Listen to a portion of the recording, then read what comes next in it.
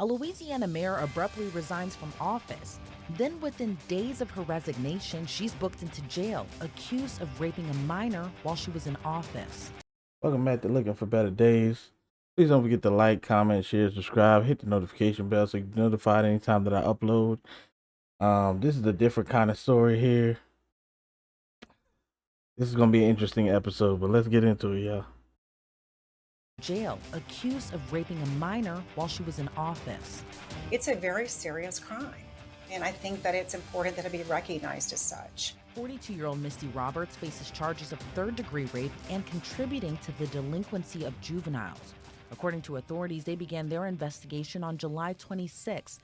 All right, so before we get started, you're a mayor, you're a public figure. Well, getting started. You're a mayor, you're a public figure. You should know better. That's one.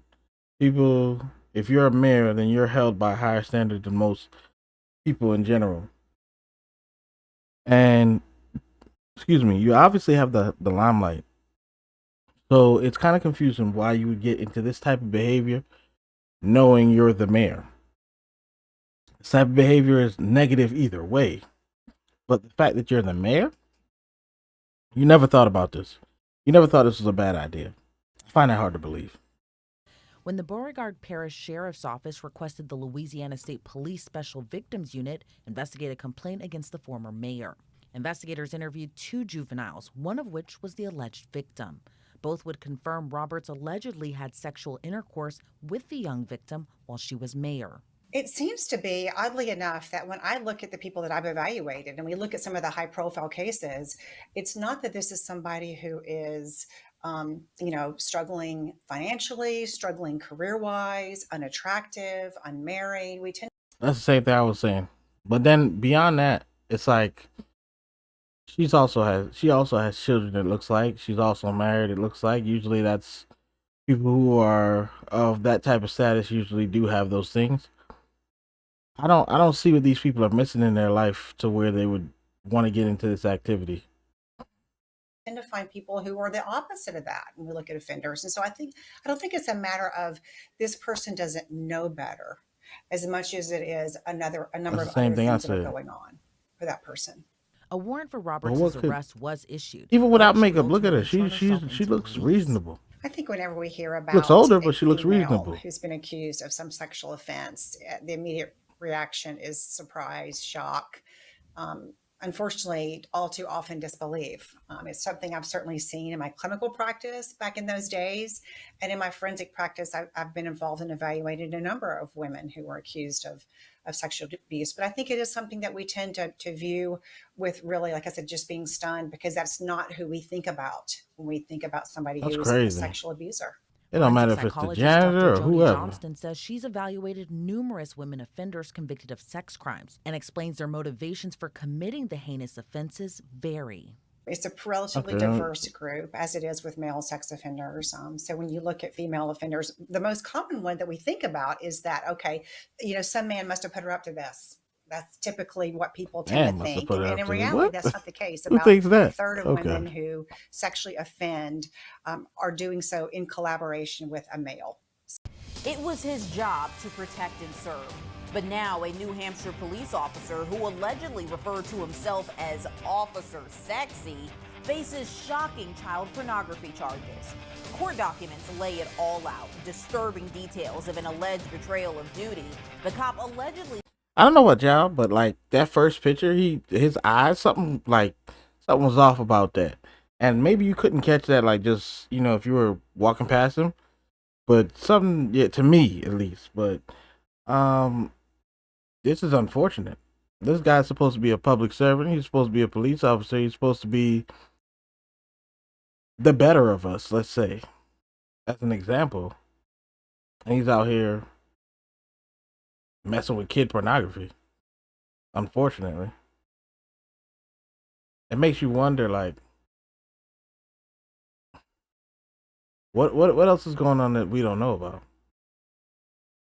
sent disturbing messages about his desire to abuse underage girls, some as young as a baby.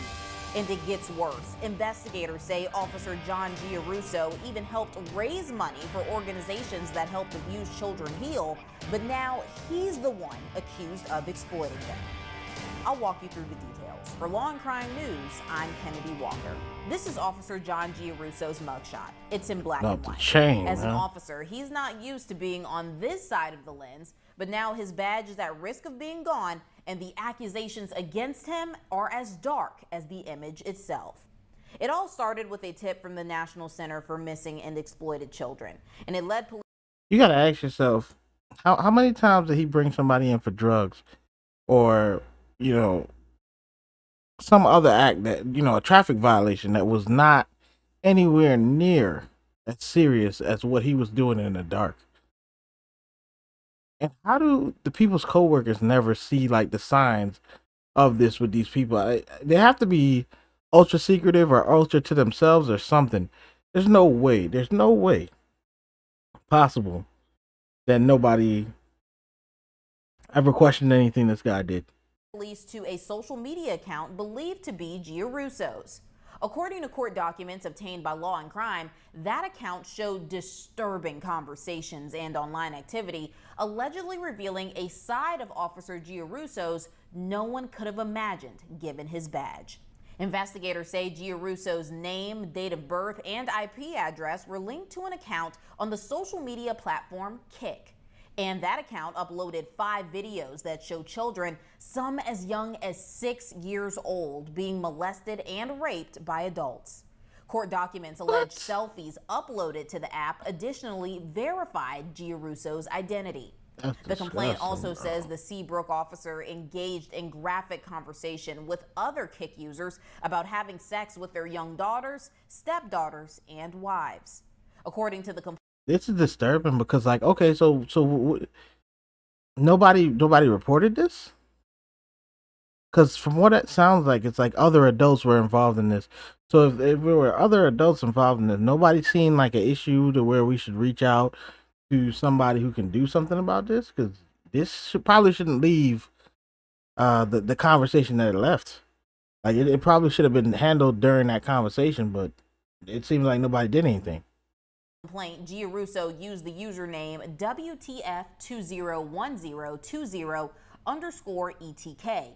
And from that account, police accuse him of sending several messages discussing daddy-daughter role play and saying at one point, quote, "My fantasy is a threesome with a mother and daughter." In another graphic and sexually explicit conversation, the username asks several graphic questions regarding a user's 12-year-old stepdaughter. The following is an excerpt from the conversation, but I must warn you, it is graphic.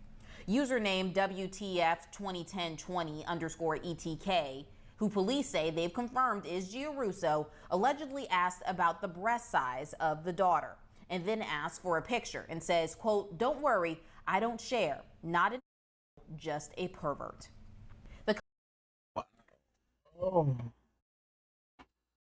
What do we Society's on a downturn, man. I don't even know if I could. Yeah. A New York chiropractor who runs a family clinic is accused of horrific sex crimes against children. He and his wife have now both been indicted on multiple child sexual abuse material charges, and they're both now out on bond.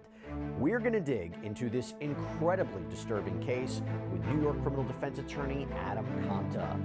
So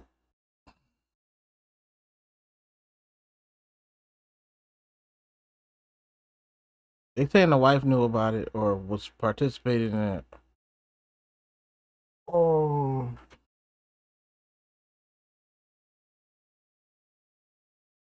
I don't know where the kids can go anymore. Like, I don't know.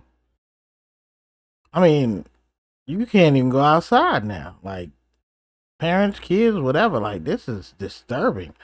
There's too many people, like, involved in this stuff. Like, what's going on, man? Welcome to Sidebar, presented by Law and Crime. I'm Jesse Weber. Let's talk about 33-year-old John Boyle, who runs the Boyle Family Chiropractic. It's an award-winning clinic in Kingston, New York. The problem is he and his wife, also 33-year-old Danielle Schofield Boyle, they're getting attention in their community for a very different reason, because they have both been arrested and charged this week with crimes involving child sexual abuse material. So they were arraigned in Ulster County Court this week, and I am going to tell you, there is a lot to get into here. It is very disgusting, but to talk about this, I want to bring on friend of the show, criminal defense attorney Adam Conta. Adam, good to see you. Thanks so much for coming on, and so prepared, has his notes and everything ready to go. This is a tough one. Man, this is going to be the end of the video. If you guys want to look up the rest of it, it's fine. Please don't forget to like, comment, share, subscribe. Hit the notification bell so you can be notified anytime that I upload. Click all. Sorry. Also, join the Discord. Link will be in the description. And you guys be safe out there. I just want to bring stuff like this to light so you guys can see, like, I don't really have a side that I'm going with.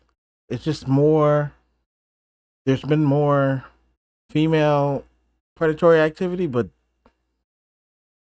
I don't know. It's all the same. And it's all crazy, but yeah, we'll see you next time.